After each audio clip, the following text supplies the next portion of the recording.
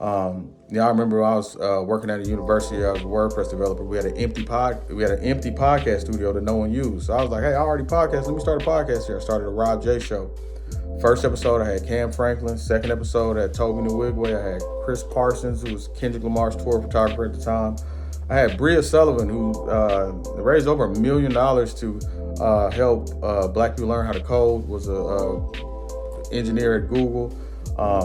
Tons of great guests, Carlos Hurt, Daniel Ewan, Ali Sadiq, just really great content.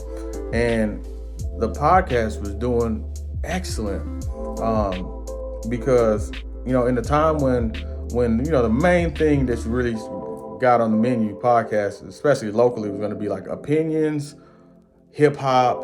And this is kind of right before Kevin Samuels, so relationships hadn't took off, but that was pretty much it.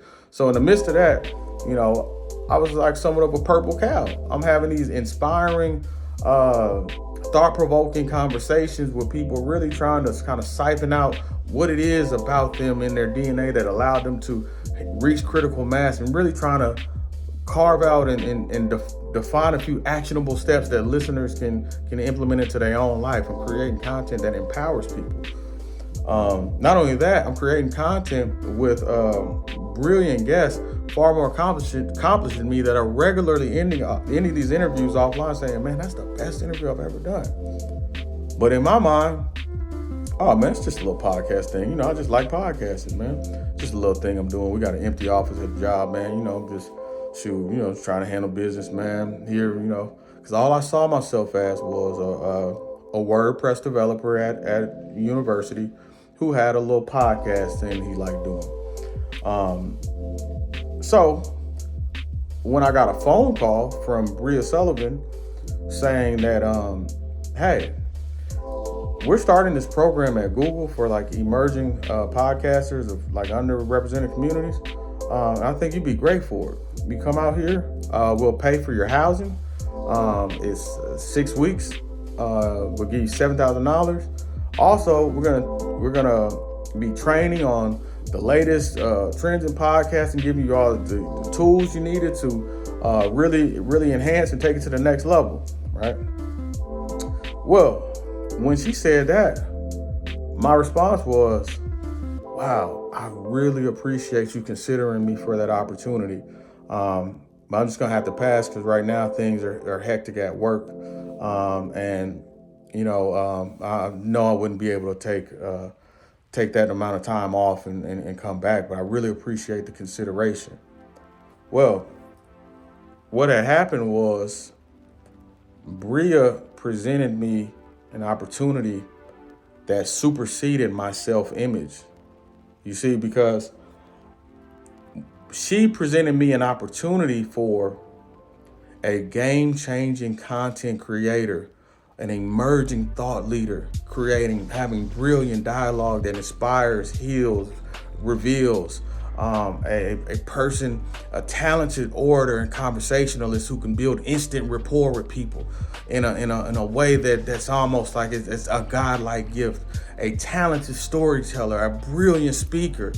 That was who that opportunity was for.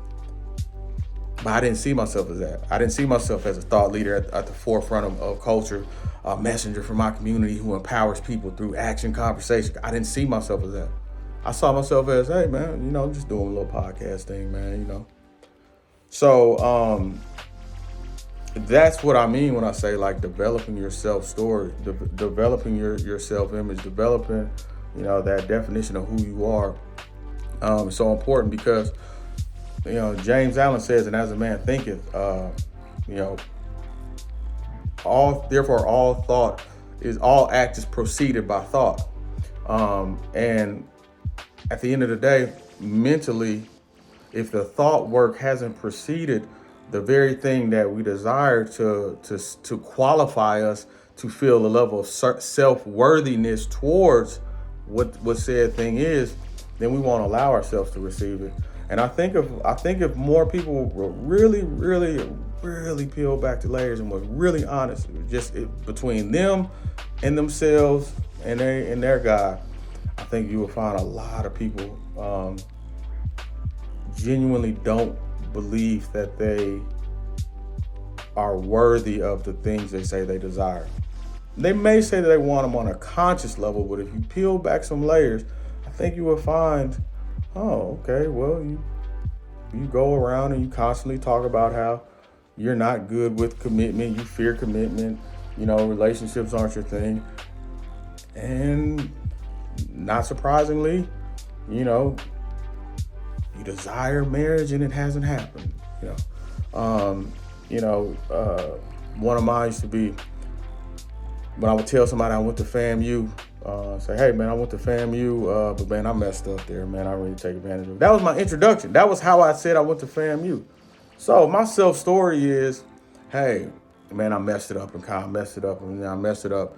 Well then, when things are excelling for me and going well, and I'm in LA and things are taking off, then am I worthy of something going this good? Or since I talk about how much I mess stuff up, do I need to, mess something up just to stay in character? Yeah, I'll run up a couple $1,000s in parking tickets and have to leave here.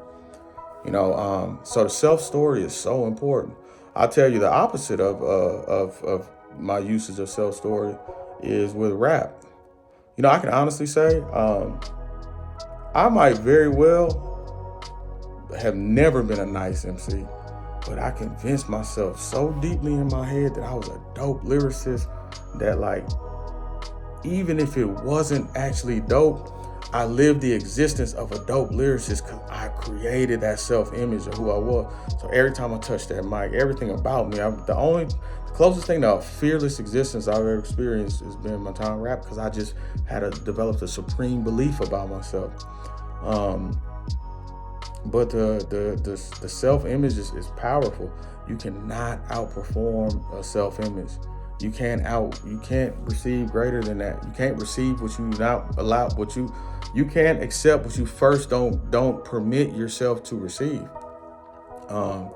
And one thing I learned on my journey, and as a vulnerability Negro say, my healing journey, is that your mind actually can be a liability. I didn't realize.